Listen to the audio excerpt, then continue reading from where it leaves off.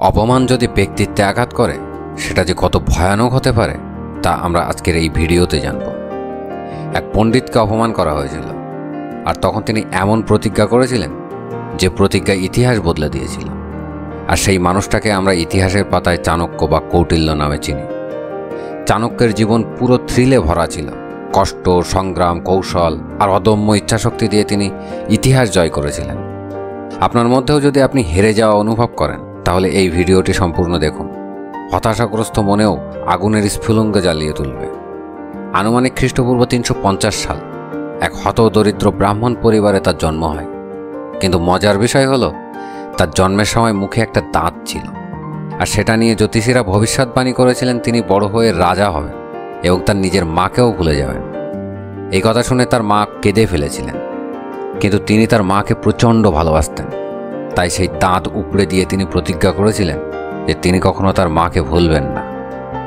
আসলে জন্মের প্রথম থেকেই তিনি অত্যন্ত জেদি আর প্রত্যেকটা কাজে প্রতিজ্ঞাবদ্ধ থাকতেন। এই প্রতিজ্ঞাগুলো তিনি নিয়েছেন নিজের মন থেকে। আবার সেই প্রতিজ্ঞা সফল করতে তিনি ছোট ছোট স্যাক্রিফাইসও করেছেন। তিনি তার জীবন দিয়ে এটা বুঝিয়েছেন যে সম্পর্ক আর দায়িত্বকে কখনো অবহেলা করলে বড় হওয়া যায় না। এরপর চাণক্য পড়াশোনা করার জন্য তক্ষশিলা বিশ্ববিদ্যালয়ে চলে আসেন। তক্ষশিলা বিশ্ববিদ্যালয় সেই সময়কার সবথেকে বড় বিশ্ববিদ্যালয় ছিল পৃথিবীর মধ্যে। সেখানে তিনি 4টি বেদ, যুদ্ধবিদ্যা, জ্যোতির্বিজ্ঞান, চিকিৎসাশাস্ত্র সব কিছু শিখেছিলেন। তারপর তিনি সেখানে শিক্ষক হিসেবে যোগদান করেন। তিনি শুধু নলেজ গ্যাদার করেননি, বরং সেই শিক্ষা তিনি ছাত্রদের মাঝে বিলিয়ে দিয়েছেন। কিভাবে রাষ্ট্র পরিচালনা করতে হয়, কিভাবে কৌশল ব্যবহার করতে হয়। কারণ তিনি তার গুরুর কাছে শিখেছিলেন knowledge is power, but application is everything. আসলে শিক্ষা শুধুমাত্র পরীক্ষার জন্য তো হয় না, শিক্ষা হতে হবে জীবনের জন্য।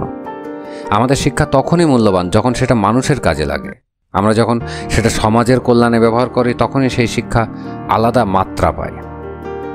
শিক্ষার মাধ্যমে শুধু জ্ঞান নয়, বিচার, বুদ্ধি আর কৌশল অর্জনও করতে হবে। তিনি বলতেন, অবজার্ভ, অ্যানালাইজ, দেন অ্যাক্ট, নেভার অ্যাক্ট ব্লাইন্ডলি। আসলে এই 3টি ধাপই তো যে কোনো সমস্যার সমাধানের মূল। সেই সময় রাজা ছিলেন ধননন্দ। তিনি ছিলেন খুব শক্তিশালী কিন্তু নিষ্ঠুরও। অন্যায় আর অনৈতিকতা তার রাজত্বে খুব বেড়ে গেছিল। চাণক্যের চোখে সেই সব অসঙ্গতি ধরা পড়ে।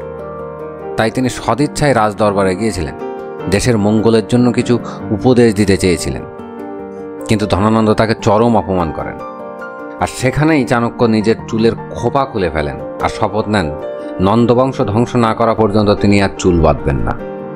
আর এই অপমানেই ইতিহাস পাল্টে গেছিল। আসলে অপমান অনেক সময় আমাদের জীবনের বড় মোড় ঘুরিয়ে দেয়। যদি আমরা সেটাকে ইতিবাচক শক্তিতে রূপান্তর করি তাহলে অসম্ভবকেও সম্ভব করা সম্ভব হয়। অপমান মানুষকে ভেঙে দেয় না, বরং জাগিয়ে তোলে। অপমানই হতে পারে জীবনের সবথেকে বড় অনুপ্রেরণা। অন্যায় যখন আপনাকে ছোট করবে তখন সেটাকে শক্তি হিসাবে নিন, কারণ সত্যিকারের জয় জন্ম নেয় প্রতিজ্ঞা থেকে। চাণক্য খুব দূরদর্শী ছিলেন। তিনি জানতেন এত বড় লক্ষ্য তিনি একা পূর্ণ করতে পারবেন না। তার জন্য দরকার একজন সঠিক মানুষের। তাই তিনি খুঁজে নিয়েছিলেন এক বালককে। আমরা পরবর্তীতে ইতিহাসে যাকে চন্দ্রগুপ্ত বলে চিনি।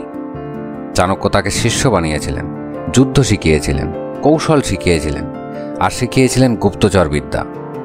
আসলে বড় কিছু হাসিল করতে গেলে যেমন ভালো মেন্টর প্রয়োজন হয়, তেমনি ভালো শিষ্যরও প্রয়োজন হয়। দুজনে মিলেই তো ইতিহাস গড়া সম্ভব। তারা যখন প্রথমবার নন্দবংশকে হারাতে গিয়েছিল তখন ভীষণভাবে ব্যর্থ হয়, কিন্তু চাণক্য হাল ছাড়েনি। তিনি কৌশল নিলেন, ছোট ছোট রাজ্যগুলোকে একত্রিত করলেন, গেরিলা কৌশল ব্যবহার করলেন, গুপ্তচর নেটওয়ার্ককে অ্যাক্টিভ করলেন, তারপর আবারও আক্রমণ করলেন, আর অবশেষে চন্দ্রগুপ্ত মৌর্যকেই সম্রাট বানালেন। এটা শুধুমাত্র ঐতিহাসিক ঘটনা বলে মনে করলে হবে না। আসলে ব্যর্থতা আমাদেরকে শেখায় নতুন কৌশল নিতে হবে। অ্যাডভার্সিটি মানেই তো হেরে যাওয়া নয়। যখন সব সুযোগ বন্ধ হয়ে যায় তখনই তো নতুন পথ খুঁজে বের করতে হয়। প্রতিকূল পরিস্থিতিতে ধৈর্য রাখতে হয়, পরিকল্পনা অনুযায়ী কঠোর পরিশ্রম করতে হবে, আর সবশেষে আত্মবিশ্বাসের সঙ্গে পদক্ষেপ নিতে হবে। তবেই তো অজেয় হওয়া সম্ভব। চাণক্য কিন্তু তার সাফল্যের সঙ্গে সঙ্গে এখানেই থেমে যাননি। চাণক্যের সবথেকে বিখ্যাত রচনা হলো অর্থশাস্ত্র। আর এই শাস্ত্রে তিনি রাষ্ট্র চালানোর নিয়ম, বৈদেশিক নীতি এই সবগুলো কেমন হওয়া উচিত তার বর্ণনা দিয়েছেন, যেখান থেকে আমাদেরকে শিখতে হবে স্ট্র্যাটেজি আর পেশেন্স আমাদেরকে ভিক্টোরি এনে দিতে পারে। সবসময় একটা কথা মাথায় রাখতে হবে, পরিকল্পনা আর সঠিক নীতি স্থায়ী সাফল্য তৈরি করতে পারে। চাণক্যের কূটনীতির আর এক বড় পিলার ছিল হলো গুপ্তচর নেটওয়ার্ক। এখানে ব্যবসায়ী থেকে শুরু করে নর্তকী, এমনকি সাধারণ ঘরের গৃহবধূরা পর্যন্ত গুপ্তচর হতে পারতেন। তাই বলে চাণক্য যুদ্ধকেই সবসময় সমাধান বলে মনে করতেন না।